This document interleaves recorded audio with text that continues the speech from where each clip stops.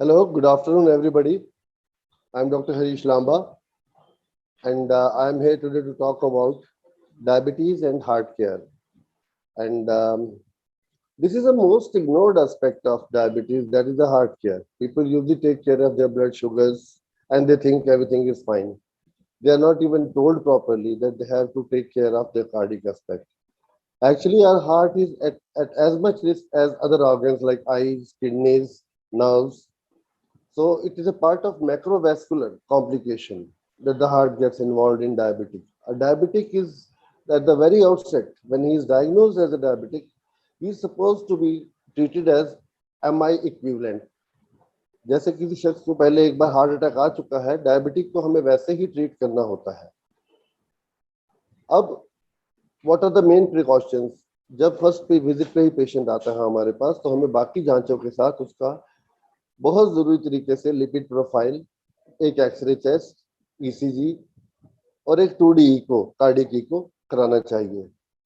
Because तब तक हो सकता है वो काफी इंजरी ऑलरेडी सफर कर चुका है, उसका हार्ट ड्यू टू डायबिटीज, उसे कार्डियोमायोपैथी हो चुकी है, हार्ट उसका एनलार्ज होने की स्टेजेस में है या हार्ट फेलियर की स्टेजेस की तरफ जा रहा है. It doesn't take much time. ऐसा कोई स्पेसिफाइड ड्यूरेशन नहीं है कि 5 या 7 सालों में हार्ट पर असर आएगा. So once a year checkup में एक एक्सरे, एक ईसीजी और एक 2D echo with lipid profile every 3 months is a must. We should keep a very good control of heart. We should always keep it under the suspicion that diabetics are 10 times more prone to a heart attack than normal people. Because of the high levels of blood sugars, their arteries they start getting, clogged and blocked very early, at a very early stage, and then there's the vasospastic disorder also, which can lead to MI or heart failure. Heart diabetic patient को जब heart attack भी होता है तो mostly वो silent heart attack होता है, because वो उससे ऑटोनॉमिक न्यूरोपैथी सेटिंग कर चुकी होती है और उसको सेंसेशन पेन का पता ही नहीं चलता. ये simply complains of some discomfort. उसको लगता है थोड़ा चेस्ट में गैस है, भारीपन है, हल्का डिस्कम्फर्ट है, बस वो यही कंप्लेन करता है, जो कि यूजली इग्नोर हो जाता है. Never ignore it.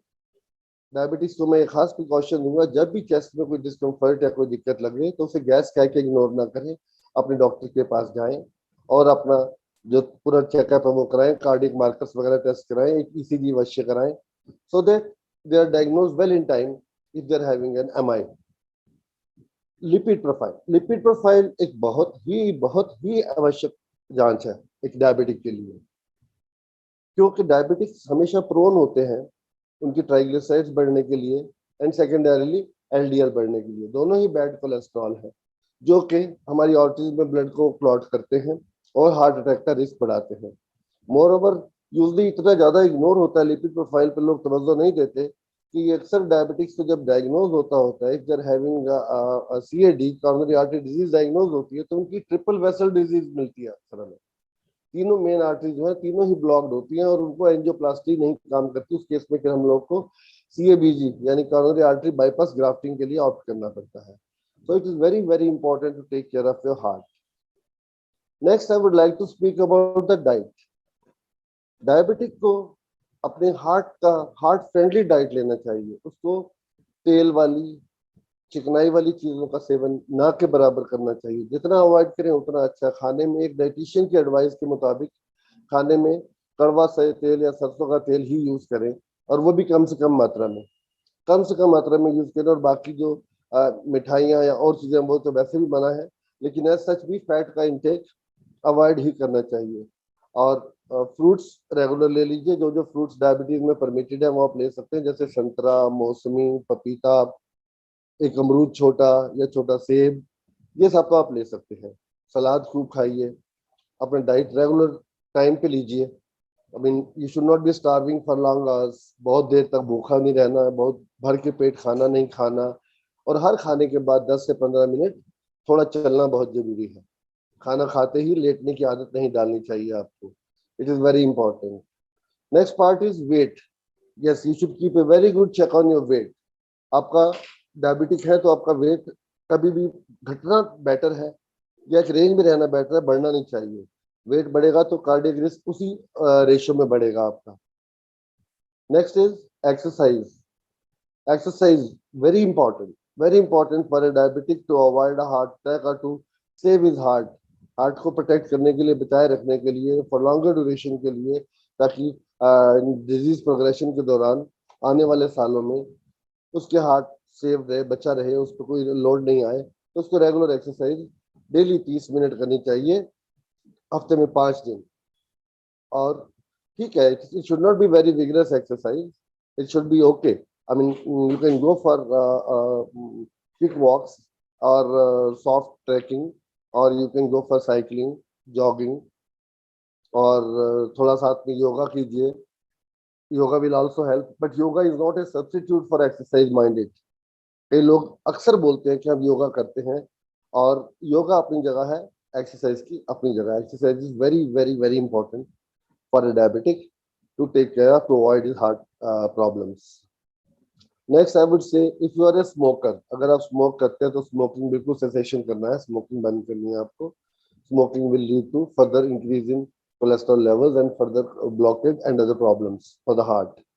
Same is with alcohol. If you are under control, if your diabetes is well controlled, your other parameters, lipid profile, they are all normal, your BP is under check, you can have 60 ml a day at the most, not more than that.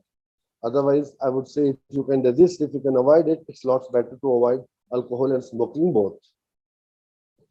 Next, I would talk about heart failure aspect. Yes, diabetic का अक्सर जो heart है वो enlarge होना शुरू हो जाता है कुछ एक सालों में ही, और वो हार्ट फेलियर की टेंडेंसी उसकी हो जाती है। तो डायबिटिक को कभी भी चलने में जब सांस फूलता है या पैरों में सूजन आती है, उसे अवॉइड नहीं करना। Again he has to consult his doctor to evaluate for any cardiac problems. और कोई वेग चेस्ट पेन्स के लिए भी मैंने जैसे बोला, उसे लाइटली मत लीजिए, और कार्डिक मार्कर्स वगैरह टेस्ट कराते रहिए रेगुलर।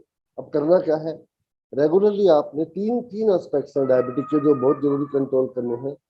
एक तो आपका ब्लड शुगर लेवल कंट्रोल रहना चाहिए, रेगुलर ब्लड प्रेशर मॉनिटरिंग होनी चाहिए, और तीसरा लिपिड प्रोफाइल यानी कोलेस्ट्रॉल लेवल्स। अगर ये तीन चीजें आपकी कंट्रोल है, आप प्रॉपर डाइट लेते हैं, प्रॉपर एक्सरसाइज करते हैं, तो कोई वजह ही नहीं कि आपका कंट्रोल ना रहे।